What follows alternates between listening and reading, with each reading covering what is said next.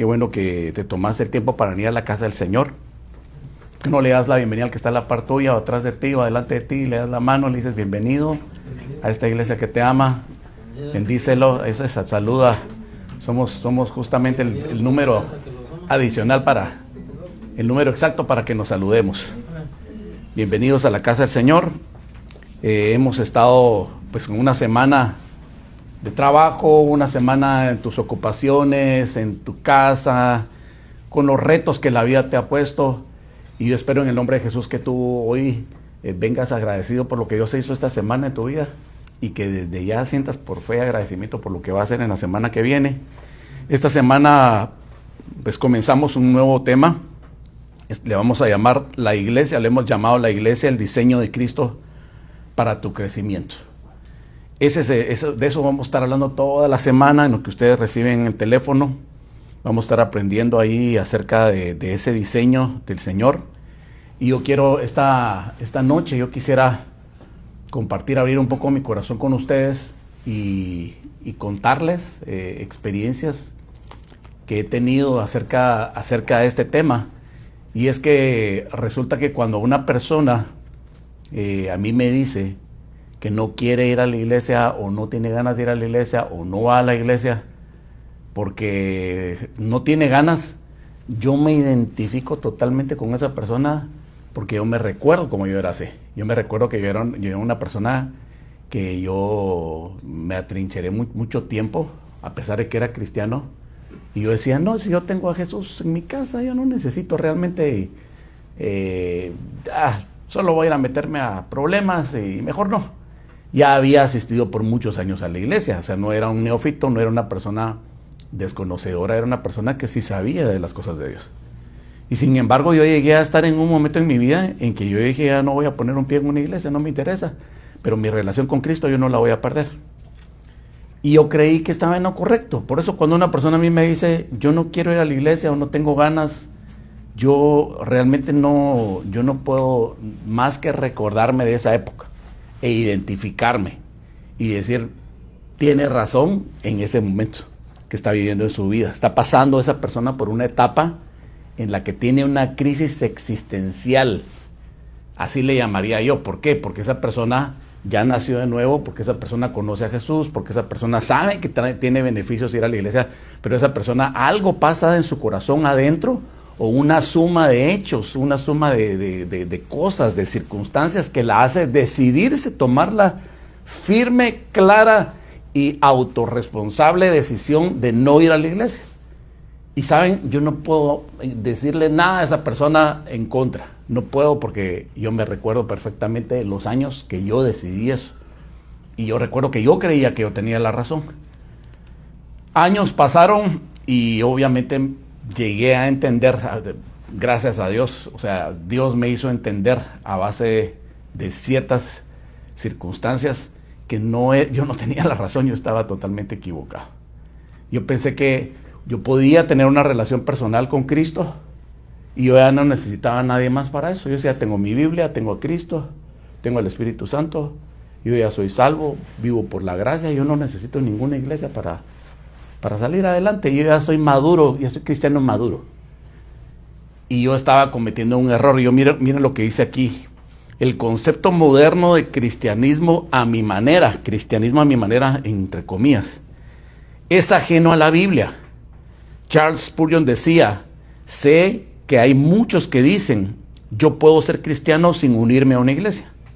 Sí, pero también puede ser un marinero sin barco, pero se ahogará antes de llegar al puerto. Hoy entenderemos por qué la iglesia no es un accesorio, sino nuestra balsa de salvación en este mundo. Entonces, me gusta la expresión que pone Charles Spurgeon, porque él está comparándolo con ese marinero que no tiene barco. Entonces es un ex marinero, ya no es marinero, porque para ser marinero se necesita estar en la mar, ¿no es cierto? Se necesita tener un barco, se necesita estar en las funciones, pero ya ese es un marinero retirado. Y así hay muchos. Miren, ustedes se asombrarían si nosotros nos ponemos a hacer una encuesta aquí en Oxnard. Quiero que nos circunscribamos hoy a Oxnard y sus alrededores, ¿verdad? Pero aquí es donde Dios nos puso y aquí es donde estamos, aquí es donde ustedes han echado raíces, aquí están viviendo. Aquí hemos nosotros iniciado este ministerio de venir como misioneros a unirnos al ministerio que ya existía, que ya tenía una historia, pero que se redujo al mínimo, y empezarlo otra vez casi de cero. Entonces yo quiero, en mis ejemplos, estar hablando de Oxnard. No nos vayamos a otro lado, es con nosotros la cosa.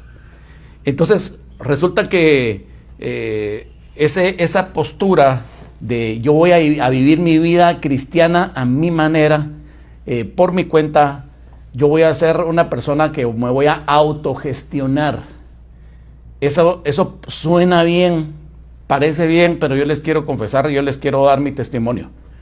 Quiero regresar un poquito al pasado, en el tiempo de mis papás, digamos yo niño, no, antes todavía.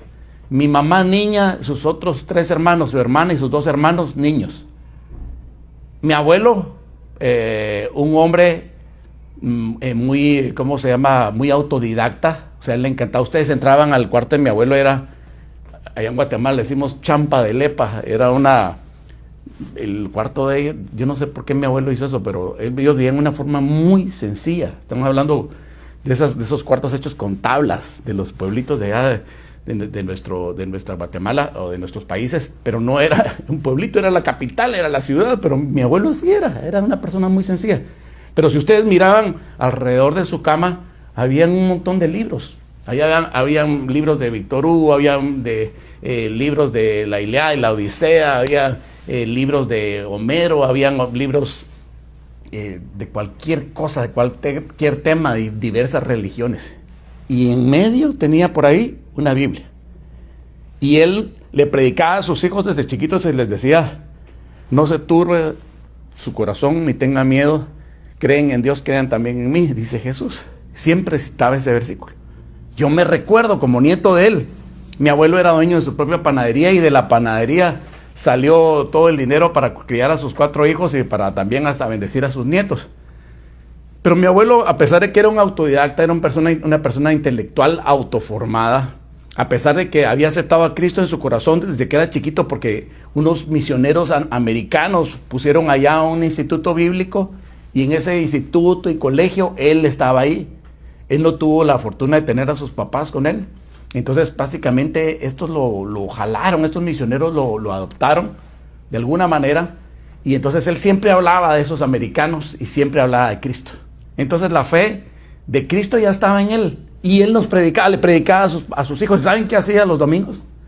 Los domingos él le decía a sus 4 hijos, era una mezcla de cristiano con un poco de malas palabras, y les decía: vayan a la iglesia, hijos de tantas, y vayan, y porque ustedes tienen que convertirse, ustedes tienen que conocer al Señor Jesús. Y los mandaba. Y mi mamá se ríe cuando cuenta eso, porque lo decía con una expresión como cariñosa pero vulgar, para mandarlos a la iglesia, como diciéndoles: no se queden aquí, ¿verdad? Y los mandaba y le tenían que hacer caso. Y mi mamá ahí aceptó a Cristo como su Salvador, gracias a que mi abuelo tenía una fe. Pero mi abuelo no iba. Y lo voy a decir ya no está mi abuelo, lo puedo contar. Mi abuelo mantenía siempre unas subachitas de licorcito, a él le encantaba, moderado, pero ahí lo tenía siempre, y su cigarrito, y sus malitas palabras, y era un cristiano acomodado, ¿cómo? A su manera, ¿sí? Él creía en esta teoría. Pero les voy a decir una cosa, mis hermanos, eso no funciona. No, pero su mamá aceptó a Cristo, y mire, usted es pastor. Sí, pero es que a las malas, o sea, podría haber sido mucho mejor, pero no lo fue así.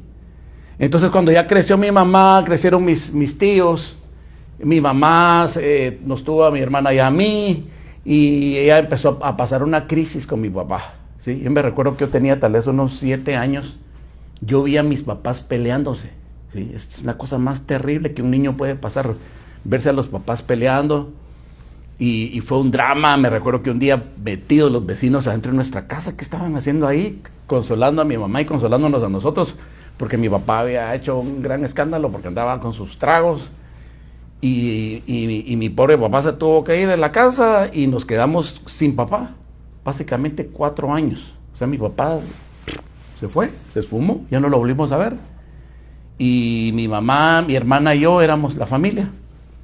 Y mi mamá no iba a la iglesia, no iba a la iglesia. Sabía a Cristo, había aceptado a Jesús, pero ella también, ¿saben qué agarró ella? El ejemplo de su papá. Entonces ella decía, no, pues, yo tengo a Cristo, pues, y aquí estoy, y creo en Jesús, y soy salva, y ya, pues, mi Biblia por allá escondida en algún lado. Y entonces nosotros tampoco íbamos a la iglesia, como hijos. Entonces ven ustedes cómo se va heredando eso. Pero cuando vino ese tiempo que mi papá se fue, que fue una crisis, mi hermana empezó a ir a la iglesia, Dios la jaló, y empezó un avivamiento en ella tremendo, que nosotros la oíamos adentro de su cuarto hablando en lenguas, y nosotros con mi mamá no sabíamos qué era eso, y estábamos como sorprendidos, y nos dio tanta curiosidad que terminamos yendo a la iglesia, y nos quedamos en la iglesia, una iglesia así cerquita de la casa. Fue una época muy bonita, y en esos 4 años no tuvimos a mi papá, pero sí teníamos a Jesús, y conocimos lo que era ir a la iglesia, nosotros ser fieles me acuerdo que íbamos martes, íbamos viernes, íbamos domingo en la mañana. Era una cosa, la iglesia se volvió nuestra familia, porque éramos solo los 3. Estaban mis abuelos, pero ellos vivían su propia vida, ellos no iban a la iglesia. Entonces como que empezamos a experimentar una vida diferente, y fue muy bonito. Yo toco guitarra, ¿saben por qué? Porque todos los muchachos de ese grupito, era una iglesia pequeña, pero todos los muchachos que eran como unos 7, 8, todos tocaban guitarra, no sé por qué, era como la moda en esa época. Entonces todos llegaban con su guitarra y todos, y yo era más chiquito que ellos, ellos eran adolescentes, y yo los miraba, y yo miraba los acordes, y así fue como yo fui aprendiendo. Y a mi hermana, mi papá le había regalado una guitarra, y mi hermana ya estaba aprendiendo sus acordes, pero yo le agarraba la guitarra a mi hermana y también sacaba mis acordes, entonces yo aprendí a tocar ahí. Entonces le agradezco a Dios que me haya llevado a la iglesia, porque aprendí palabra, aprendí a tener amigos, aprendí a tocar la guitarra, a alabar a Dios, a entender toda la vida cristiana. Yo de ahí en adelante ya no me perdí de eso. Y cuando mi papá, por su lado, él sintió el llamado de Dios y se terminó convirtiendo al Señor Jesús, y terminó reintegrando a la familia otra vez. O sea que el niño o los niños que no tenían ya papá, Dios les devolvió su papá. Imagínense ustedes qué milagro. Me recuerdo que tenía 11 años cuando mi papá regresó a la casa. Mis papás se volvieron a unir, a pesar de que estaban casi como que divorciados, volvieron otra vez a estar juntos, y ese hogar se volvió a reintegrar. Ese es el milagro, uno de los milagros más grandes que yo he vivido en mi vida, y yo lo agradezco a Dios, porque no me quedó el trauma de que mi papá se haya ido. A mí Dios me restauró esa parte de mi corazón. Ese papá que no estuvo 4 años, Dios me lo devolvió.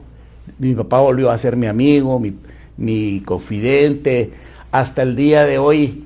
Tal vez en este momento pueda estar viendo esta prédica, y lo bendigo en el nombre de Jesús a él y a mi mamá, porque siempre han sido ellos nuestros intercesores. Ellos están allá en Guatemala, ya grandes, pero orando por nosotros. Y saben una cosa, mi papá y mi mamá, cuando yo empecé a ser pastor, se convirtieron en mis ovejas. O sea, mis papás han sido mis ovejas por muchos años. Aún ahora ya grandes, que no pueden ya casi salir, ya no salen mucho de la casa, ahí en la casa ellos reciben palabra. Imagínense ustedes qué honor ser el pastor de mis papás. Todo esto pasó porque fuimos, ¿a dónde? A la iglesia. La iglesia a mí me cambió la vida, la iglesia le cambió la vida a mi hermana. Mi hermana se casó con un varón de Dios. O sea, no nos perdimos, no nos fuimos al mundo, no nos fuimos a practicar cosas que no nos convenían. Pero cuando yo ya estaba casado y conociendo a Dios, habiéndome casado con Mariel, ¿saben dónde nos casamos con Mariel? En la iglesia. ¿Saben dónde conocí yo a Mariel? En la iglesia. O sea que la iglesia tiene muchas bendiciones para uno. Yo puedo testificarlo. Y cuando estábamos en eso, estábamos con nuestra empresa, yendo a la iglesia, y yo empecé a tener desbarajustes económicos, porque yo estaba haciendo mal ciertas cosas en mis finanzas, que ese es tema de otro día. Y Dios empezó a tratar con mi vida, y hubo un momento en que yo, ¿saben qué? Tomé la decisión por mí mismo de ya no volver a ir a la iglesia. Y dije, yo puedo solo, yo ya tengo a Cristo, yo no necesito la iglesia. Estaba un poco como enojado con algunas personas, y entonces yo decidí ya no ir a la iglesia. Durante 2 años, yo pensé que jamás iba a volver a la iglesia. Yo lo dije con mi boca, dije, yo no vuelvo a poner un pie en una iglesia, yo no quiero saber nada de pastores. Así como lo escucho. A los 2 años yo estaba muriéndome de las ganas de regresar a la iglesia porque Dios había hecho tantos milagros financieros en mi vida que le tuve que decir a mi esposa un día: mi amor, tengo unas ganas de ir a la iglesia este fin de semana. Le dije, y entonces ella se quedó asombrada y me dijo: mira, yo le dije a mi mamá esta semana, con Mario o sin Mario, yo este domingo me voy a una iglesia. O sea, ella había tomado su decisión de ir a una iglesia también. Algo estaba pasando en nosotros.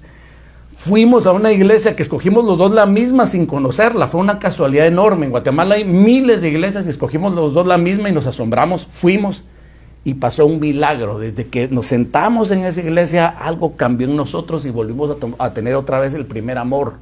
Otra vez a sentir la sensibilidad y la felicidad de ir a la iglesia. Y mis hermanos, desde ese tiempo para acá nunca nos hemos vuelto a apartar. Y saben, mi vida volvió a cambiar otra vez.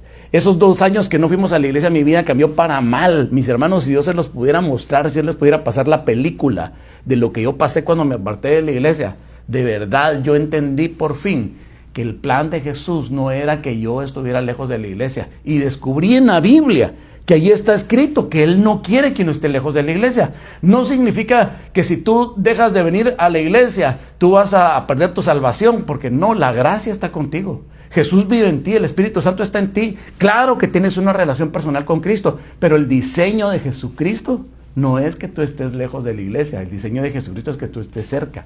Pastor, compruébemelo bíblicamente, deme las muestras, deme las pruebas, ¿ok? Veamos entonces la primera prueba.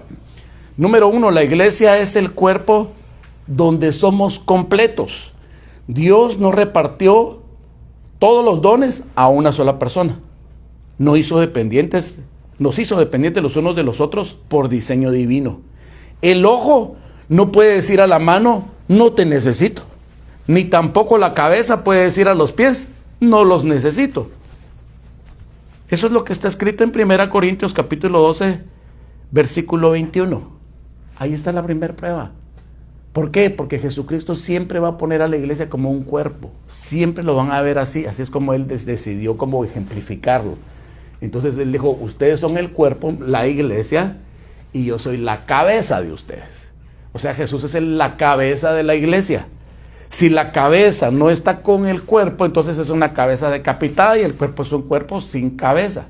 Entonces la iglesia, ¿saben por qué existe? Porque tiene cabeza y se llama Cristo.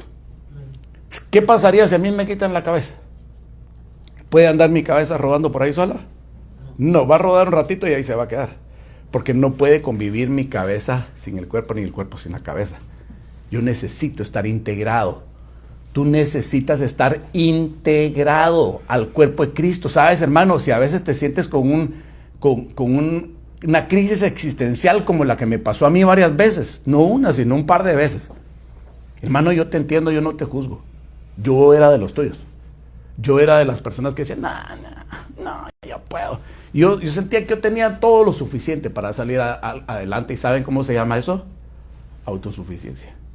Y a Dios no le gusta.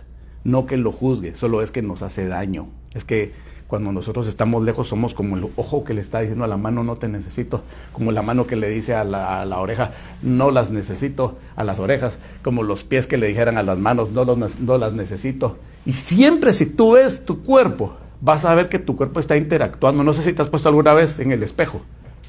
Por ejemplo, hoy me hice la corbata, ¿sí?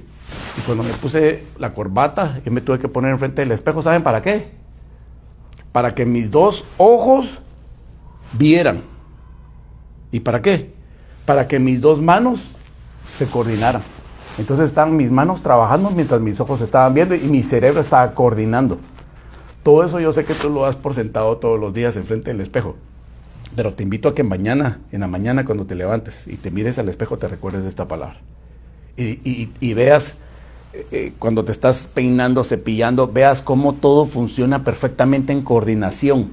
¿Sabes? Hay una coordinación en tu cuerpo. Cuando tú te unes a la iglesia, cuando tú caminas en la iglesia, cuando tú te sufres la iglesia, porque la iglesia también tiene sus sufrimientos, no solo gozos. Tú estás siendo parte del cuerpo, es la voluntad de Dios. John Stott dijo algo bien interesante, ponle atención. El cristianismo es una práctica de fe, de comunidad. No hay tal cosa como un cristianismo solitario. porque no existe tal cosa como un Dios solitario. Dios nos creó para la comunión con Él y de unos con otros. Hermano, ¿cómo puedes tú vivir en comunión tú solo? No, pero es que yo estoy con mi familia. Sí, pero es que tu familia eres tú, pues, por extensión. Es obvio. Si tienes a tu familia, pues estás con tu familia. Hay gente que ni con su familia está, pues. Se miran un ratito con la pareja porque trabajan todo el día y solo hi se dicen en la mañana y bye en la noche y se acabó.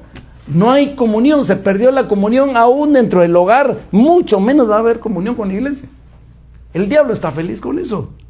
Una familia que no está unida es una familia que se desintegra. Un cristiano que no está unido a la iglesia es un cristiano desintegrado. Y no solamente desintegrado a la iglesia, es desintegrado consigo mismo. Tiene una crisis existencial. Se siente solo, porque su naturaleza no es para estar solo. El enemigo va a tratar de engañarte con eso. Te va a decir, no hombre, ahí no te entienden, ahí no te quieren. Aléjate, dale tú solito, tú tienes la suficiencia, tú puedes solo, tú puedes sola. Ahí vas a ver que no te pasa nada. Pero el diablo está feliz de eso. Porque él quisiera destruir la iglesia. Él sabe cuánta bendición yo me hubiera perdido, hermano. Miren pues, si no hubiéramos ido a la iglesia, no hubiéramos clamado al Señor. Si no hubiéramos clamado al Señor, lo más probable es que mi papá nunca hubiera conocido a Cristo. Si no hubiera mi papá conocido a Cristo, no hubiera regresado a mi casa. Si no hubiera regresado a mi casa, no nos hubiera llevado a su iglesia. Si no nos hubiera llevado a su iglesia, yo no hubiera conocido a Mariel. Y eso es importante para ti, sí. Es el amor de mi vida, casi 6 años de casados, mis hijos, la bendición más grande que Dios me ha dado terrenalmente. Me la hubiera perdido por no ir a la iglesia. ¡Wow! Así de trascendente puede ser. Hermano, tú no sabes las bendiciones que vienen a través de la iglesia, porque Dios así lo trabaja, así es como funciona. Ese es el propósito de Cristo.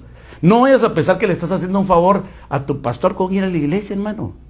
No le estás haciendo un favor a la religión, no le estás haciendo un favor a Dios, te estás haciendo un favor a ti mismo, porque Dios tiene un plan y cuando Él ve que le obedecemos, entonces Él trae bendición a tu casa. El diablo te va a tentar, ojo, te lo digo de una vez, te va a tentar y te va a decir, ya no vayas. No te digo si va a pasar, es cuándo va a pasar. Prepárate, porque vas a tener que estar firme. Vas a tener que decir, no. Yo necesito ir. Es para mí. Vamos, pues. Disciplina. Hermano, la iglesia requiere disciplina. Mire, si usted se mete a un equipo de fútbol, ¿usted cree que lo van a aceptar si no va a entrenar? No, quiere aunque sea que de centro delantero lo pongan al nene, pero ni siquiera se quiere poner los zapatos de fútbol. Nunca lo van a poner de centro delantero. Si usted quiere pertenecer, por ejemplo, ¿a cuántos les gustaría, por ejemplo, participar en un concurso y ganarse, por ejemplo, un American Idol? Que tuviera una tan buena voz que ganara eso. ¿A quién no le gustaría? Y con su premio de $1 millón. Pero ¿saben una cosa? Para que esos cantantes se ganen ese premio, ¿saben qué tuvieron que pasar antes? Disciplina. Tienen que pertenecer. Hermano, tú necesitas aprender la palabra. Tú necesitas aprender a orar, tú necesitas aprender a servir, tú necesitas aprender a ser fiel, tú necesitas gozarte a tus hermanos, preocuparte de tus hermanos y que tus hermanos se preocupen de ti, tener una familia extendida, aprender a tener paciencia, aprender a tener carácter, aprender a desarrollar un espíritu de servicio. Hay 1000 cosas que te puedo decir que se aprenden en la iglesia. No es fácil, no es regalado, hermano, porque uno se tiene que ganar su espacio de alguna manera. O sea, la salvación sí es regalada, pero el lugar en la iglesia no. Esa es parte del carácter que se desarrolla, esa es parte de la lucha personal en el cuerpo. Hay una reflexión acá, dice, quien intenta vivir su fe solo, desprecia los órganos que Dios puso a su lado para que pueda caminar. ¿Sí? ¿Cuáles son esos órganos? Mira que está la partoya, ahí está un pulmón, un estómago, un hígado, una mano, un pie, no sé qué será lo que está cerca de ti. No lo menosprecies, lo necesitas, los necesitas, nos necesitamos, somos cuerpo, no somos pedazos, no somos una morgue llena de un montón de pedazos de cuerpo, no, somos un cuerpo. Que el enemigo no te engañe, que no te robe. Vamos con el punto número 2, la verdad número 2. La prueba número 2 de que el Señor Jesús nos quiere como parte de la iglesia. El congregarse es un mandato de protección. El aislamiento es el preámbulo de la caída. La Biblia nos ordena vigilar la fe de los demás. Ojo, hermano, si el enemigo te llega a engañar para arrancarte de la iglesia, ¿sabes qué quiere? Quiere que caigas. ¡Ay, no! No, hombre, yo soy suficientemente fuerte, yo soy maduro. No, si yo ya tengo a Cristo. Hermano, yo te voy a contar mi experiencia. Mi experiencia es que los 2 años que yo decidí no ir a la iglesia es cuando más pequé. Hice las cosas que jamás en mi vida había hecho, aunque había sido cristiano desde chiquito. ¿Sabes por qué? Porque tu espíritu está presto, pero tu carne es débil, dice la palabra. Cuando tú dejas el espacio vacío en tu casa eres tú. El enemigo dice que regresa con otros 7 demonios a ponerla peor de lo que estaba antes. Eso está escrito. ¿Sí? Entonces dice el demonio, ¡uy! Está bonita esta casa. Hasta cortinas le pusieron, pintadita está, hasta plantitas bonitas. Y entonces dice que trae a otros 7 y se vuelve otra vez a posicionar. Hermano, yo no necesito darle lugar al diablo en mi vida. Yo necesito cerrarle la brecha al enemigo. Yo necesito poner trancas ahí. Adentro de mi casa tiene que reinar Cristo. Y si Cristo reina, yo le tengo que hacer caso al Rey. Y el Rey me dice esta noche, no te quiero en casa, te quiero en iglesia. Si vas a estar, hermano, en casa, es el tiempo de casa. Pero el tiempo de la iglesia es el tiempo de la iglesia, porque es el único tiempo que tienes para estar con tu familia extendida. No tienes otro, hermano. ¿Sí? O si usted tiene un 8º o 9º día en la semana, avíseme para juntarme con usted. Pero no lo tenemos, lamentablemente. Hebreos capítulo 10, versículo 25, dice algo muy claro. No dejemos de congregarnos, como algunos tienen por costumbre, sino animémonos unos a otros, y con más razón ahora que vemos que aquel día se acerca. Mis hermanos, las señales están claras. Yo no sé si usted ha leído Mateo 24, pero dice, habrá rumores, habrá guerras y rumores de guerras. ¿Qué ve usted ahorita si prende las noticias? De Irán le hablan todos los días, ¿no es cierto? Y si le dan, ¿sabe cuándo le dan un descanso? Cuando hablan de Ucrania. ¿Y sabe cuándo le dan un descanso? De la guerra que hay entre Líbano e Israel. ¡Wow! Guerras por todos lados. Y posiblemente empiecen algunas otras cosas aquí en América también. Porque están a punto de entrarle al tema Cuba, por ejemplo, un tema que se ha enfriado por muchos años ahora. Entonces, por todos lados hay movimiento, algo está pasando. ¿Sabe qué es lo que está pasando? Que la tierra está empezando a sufrir dolores de parto. Que Jesucristo en su misericordia está dejando que tú y que yo veamos que el tiempo se está acercando, que el Señor ya está con el reloj a la vista, porque se acerca el tiempo. Por eso me encanta ese versículo que dice, porque vemos que aquel día se acerca. Hermano, ahora es cuando más hay que asistir a la iglesia. Yo les voy a decir una cosa, y lo profetizo en el nombre de Jesús, no porque sea mi buen deseo. Es mi buen deseo, pero no por eso se va a cumplir. Se va a cumplir porque esto que les voy a decir es profético. Esta iglesia se va a llenar. Esta iglesia va a tener muchos salvos. Esta iglesia va a haber muchos milagros. Recuérdese de este día que se lo estoy diciendo. Usted ahorita puede estar pensando, oye, el pastor tiene ganas. No, hermano, no es porque yo tenga ganas. No es por eso. Para nada. Sí tengo ganas, pero no es por eso que va a pasar. Te lo estoy diciendo en el nombre de Jesús, como profecía. Porque en ese tiempo, cuando tú veas llena tu iglesia, y tú veas un montón de gente que no conocías, y tú veas que la gente corre, ¿sabes por qué va a correr a la iglesia? No va a ser precisamente porque la situación se va a poner muy bonita. La gente va a correr a la iglesia porque le van a apretar el zapato allá afuera. ¿Sí? Lo hemos estado viendo en estos días, hermano. Gente ha platicado con nosotros, ha estado regresando a las cosas de Dios. Hoy nos prometieron algunas personas que iban a venir, pero tuvimos ya con esas personas pláticas estas semanas. Y saben una cosa, las personas están sintiendo una presión. El que es hijo de Dios está sintiendo una presión. Y es una presión de la buena, porque Jesús quiere que su iglesia retorne. El cristiano que estaba caído se va a reconciliar. El cristiano que estaba frío se va a volver a meter a su primer amor. El cristiano que ya no tenía ganas de regresar a la iglesia va a regresar a la iglesia, hermano, porque son últimos tiempos, porque es para el beneficio de cada uno de los hijos de Dios. Dietrich Bonhoeffer dijo: el cristiano necesita al otro cristiano que le hable la palabra de Dios. Lo necesita una y otra vez cuando se siente incierto y desanimado. Hermano, dime si no es bonito que le echen una llamada a uno y le digan: mira, ¿vas a venir a la iglesia? Ay, estaba dudando, pero ya que me entró ánimo ahorita. Sí, para eso estamos. Para darle ánimo a alguien. Yo espero en el nombre de Jesús que tú seas de los que animen. Si alguien te ha animado a ti, si alguien te ha echado una llamadita, si alguien te ha visitado, si alguien te ha dicho sigue para adelante, yo espero que tú también le des ánimo a otro, porque hay otro que te necesita a ti. Somos cuerpo. Aquí nadie es indispensable por sí mismo. Aquí somos todos indispensables, porque somos cuerpo. Eso es bien importante. Venimos a la iglesia porque a veces nuestra propia fe flaquea y necesitamos que la fe del hermano nos sostenga.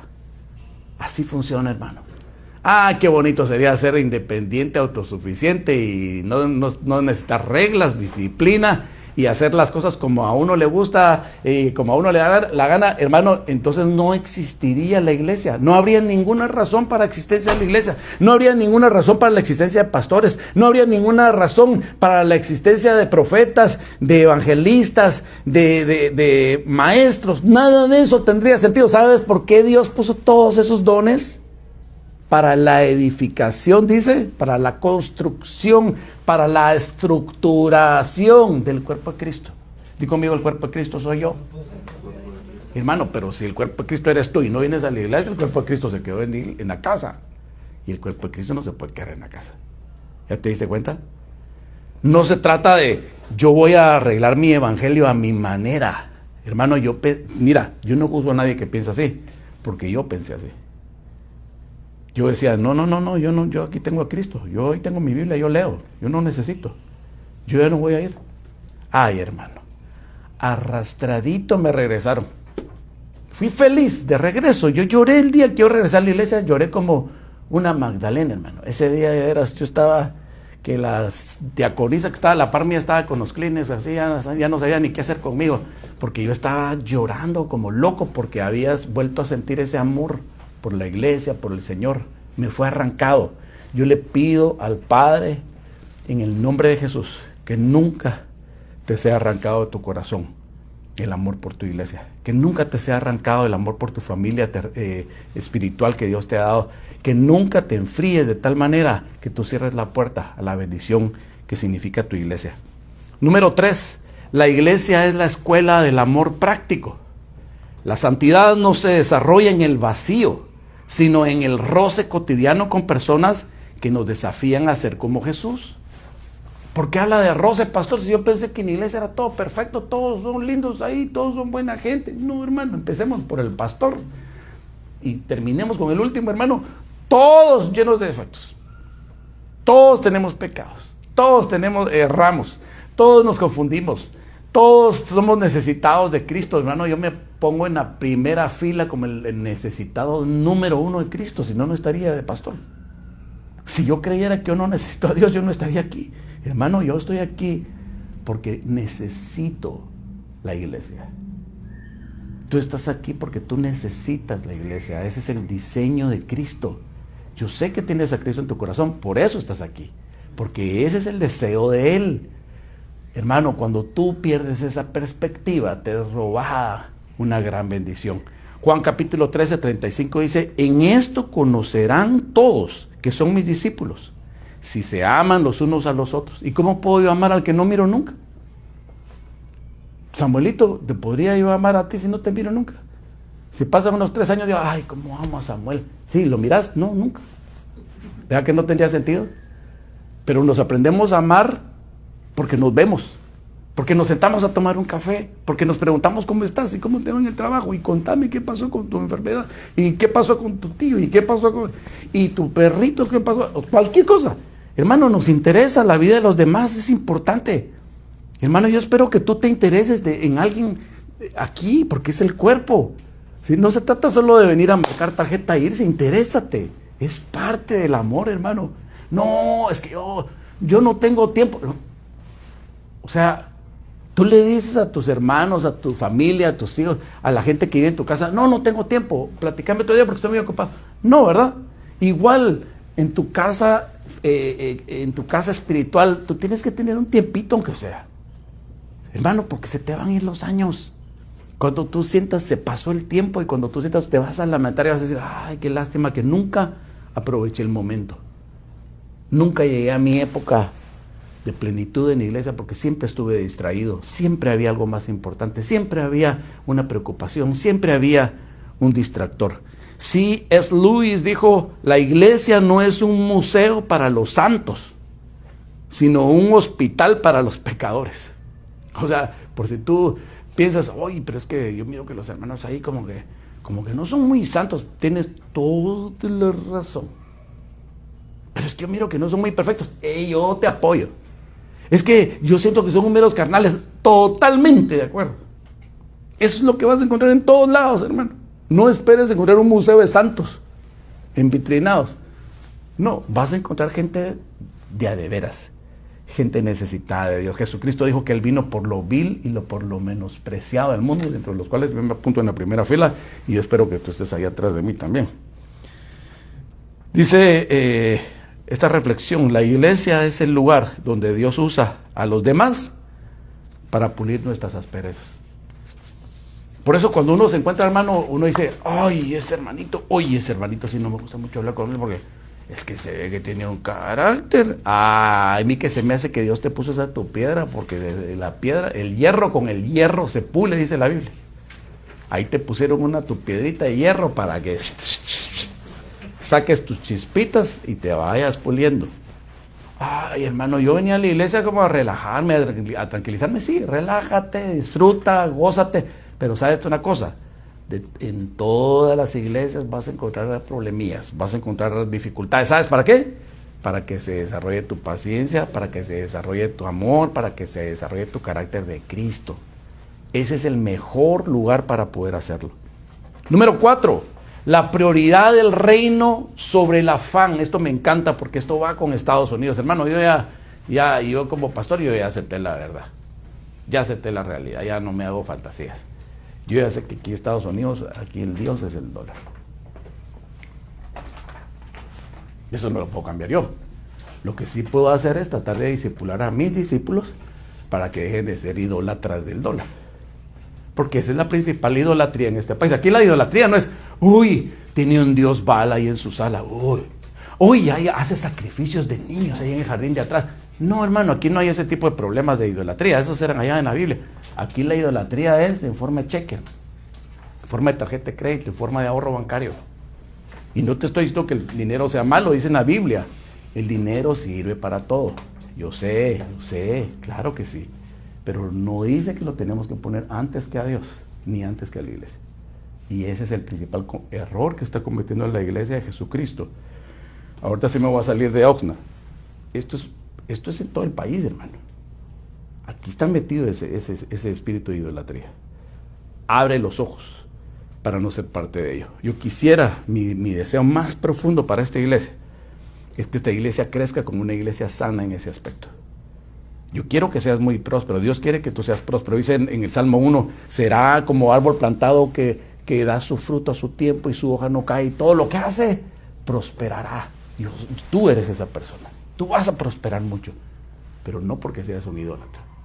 Vas a prosperar mucho porque aprendes a darle su lugar a Cristo y a su iglesia. Eso es distinto, ¿verdad? Lo otro cobra una factura muy dura que yo no quisiera que nadie pasara.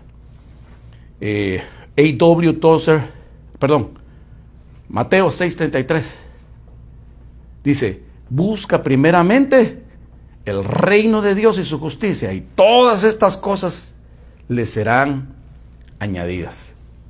O sea, Dios sabe, di conmigo, Dios sabe mis necesidades. No, pero dilo creyéndolo. Dios sabe mis necesidades. Hermano, Dios no se va a hacer de la vista gorda de tus necesidades. Dios no se va a volver un Dios irresponsable contigo exactamente, y contigo va a comenzar, porque nunca lo ha sido. Dios no se va a olvidar de tus oraciones. Dios sabe, antes que abras tu boca, ya sabe que tienes que comer, que tienes que vestir, que tienes que pagar. Todo lo sabe Él. Él solo está esperando una cosa tuya, nada más. Una cositita. Que busques primero su reino. Y todo lo demás Él dice, yo me encargo, está por escrito. Cuando Dios te deja algo por escrito es porque es importante. Es la firma de Dios. Es el decreto de Dios. A ver si logras cachar a Dios en la mentira. A ver si alguien aquí, por favor avisen. Yo no conozco a un Dios mentiroso. Nunca. Siempre, por eso dice la palabra, nunca he visto a un justo desamparado ni su simiente que mendigue pan. ¿Por qué cree que dice eso? Porque el justo es aquel que hace la voluntad de Dios. Entonces Él se está comprometiendo contigo. Él te está diciendo, yo me hago responsable de tus cosas. Solo hazte tú responsable de las mías. Y ahí vamos parejos.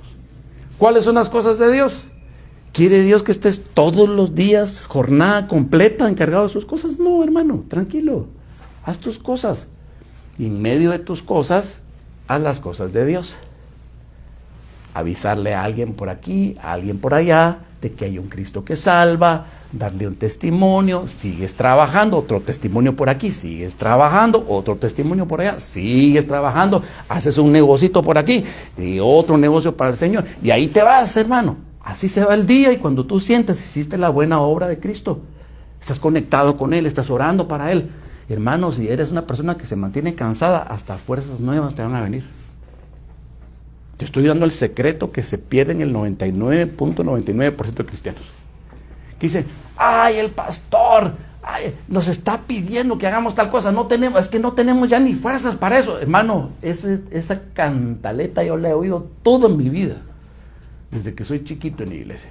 ¿Y saben a quiénes he visto yo subir en las iglesias y ser benditos? A los fieles. ¿Y sabe a quiénes he visto yo caer ante mis ojos? A los infieles. Los infieles agarran esa forma de pensar y los fieles agarran una forma de pensar que dice, a mí no me importa lo que pase, llueve, truene o relampaguee, y yo le cumplo a mi Señor. Y entonces esas personas empiezan a formar carácter.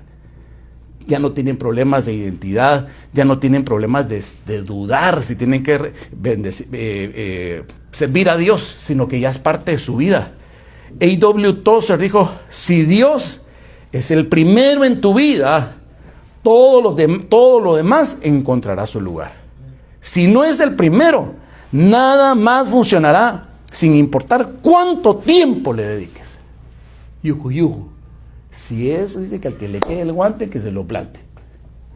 Si has estado afanado, si has estado renegando, si has estado peleando, si has estado con problemas, ok, todos tenemos problemas, todos tenemos luchas, todos tenemos un reto en la vida, todos. Tú no eres el único, hermano. Yo sé que sí tienes grandes retos, pero no eres el único. Todos lo tenemos. Solo hay una diferencia entre todos. Aquel que se decide por echarle la carga al Señor, astutamente, ya no llevarla a Él, dijo Jesús, vengan a mí los que están trabajados y cargados, yo los voy a hacer descansar. Lleven mi yugo sobre ustedes, porque mi yugo es fácil y ligera mi carga. El que quiera ser mi discípulo, niéguese a sí mismo todos los días, tome su cruz cada día y sigan. Ahí está la clave.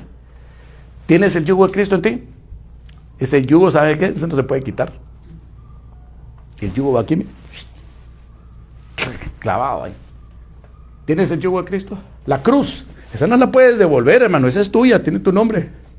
Ay, no, pero es que pesa mucho. Hermano, te vas a quedar sin tu cruz. Dice que no venga otro y quite tu candelero, dice. Y cuando habla de la palabra de Dios de candelero, habla de tu ministerio, tu servicio. Es tu lugar, tiene tu nombre. Pero si tú lo dejas, otro va a venir y lo va a tomar. Y eso es entre tú y Dios. Ojo con esto termino la conclusión. No permitas que el yo sustituya al nosotros. Cristo viene por una iglesia, no por individuos aislados que no se conocen entre sí. Regresa al cuerpo, retoma tu lugar en la batalla y vuelve a casa. Si alguien nos está viendo ahí en internet, ya estaba dejando de ir a la iglesia. No, es que yo lo oigo a usted, pastor, ahí por internet, y yo con eso es suficiente. No sirve. Qué bueno que me oigas, yo te bendigo, yo pido a Dios que Dios te levante y te haga una persona muy bendita en todas las áreas de tu vida, en lo financiero, en tu casa, en tus negocios. Qué bueno. Pero primero le pido a Dios que te levante en tu iglesia. Siempre a la gente que me oye por internet, tengo algunos amigos que son muy fieles y me siguen. Y yo les digo, Mis hermanos, mis amigos, yo como los quiero a ustedes, como los extraño.